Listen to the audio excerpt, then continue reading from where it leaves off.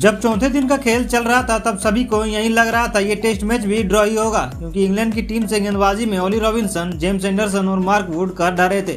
वही बल्लेबाजी में जो रूट खूंटे की तरह खड़े थे, परंतु वो कहते हैं ना, पासा बदलने में देर नहीं लगती, बस हौसला दिल में जगाए रखना है।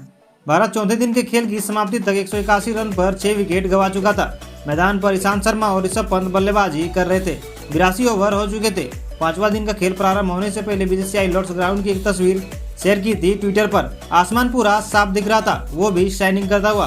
पंत अपनी पारी को एक बड़ी पारी में तब्दील करने में इस बार भी विफल रहे। 87वें ओवर की तीसरी गेंद पर एज लगा बैठे और बटलर ने इस इनिंग में विकेटों के पीछे पकड़ी चौथी कैच। दरअसल रॉबिन्सन की गुड लेंथ बॉल एंगल बदलती हुई ऑफसाइड की ओर बाहर जा रही थी।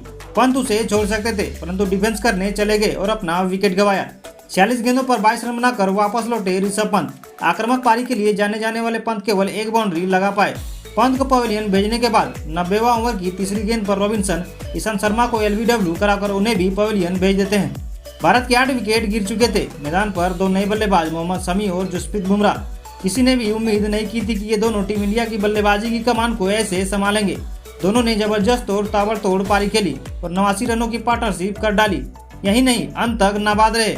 शमी बुमराह की जोड़ी इस बार इंग्लिश गेंदबाजों पर भारी पड़ी। शमी ने 70 गेंदों पर 56 रनों की बहुमूल्य पारी खेली। इसमें उसने 6 ताबड़तोड़ चौके और एक छक्का कूटा। वहीं जसप्रीत बुमराह ने 64 गेंदों पर 34 रनों की बहुमूल्य पारी खेली। इसमें बुम ने 3 चौके जड़े। अंतर्राष्ट्रीय टेस्ट क्रिकेट में मोहम्मद शमी का यह सर्वश्रेष्ठ स्कोर बन गया है।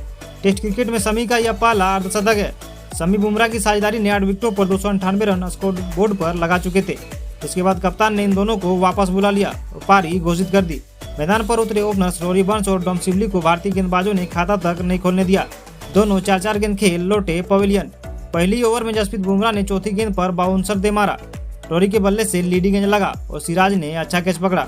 भारत को जैसी शुरुआत की दरकार थी, बुमराह ने दिला दी। शमी ने भी बुमराह की ताल में ताल मिलाते हुए दूसरी ओवर की चौथी गेंद पर टॉम सिवली को पंत के हाथों कैच करा चलता किया। इंग्लैंड के ओपनर्स के पवेलियन लौट जाने के बाद कोई भी बल्लेबाज मैदान पर ज्यादा देर तक जम नहीं पाया। हसीब हमीद 16वें ओवर की तीसरी गेंद पर ईशांत शर्मा की गेंद पर एलबीडब्ल्यू आउट हो जाते हैं।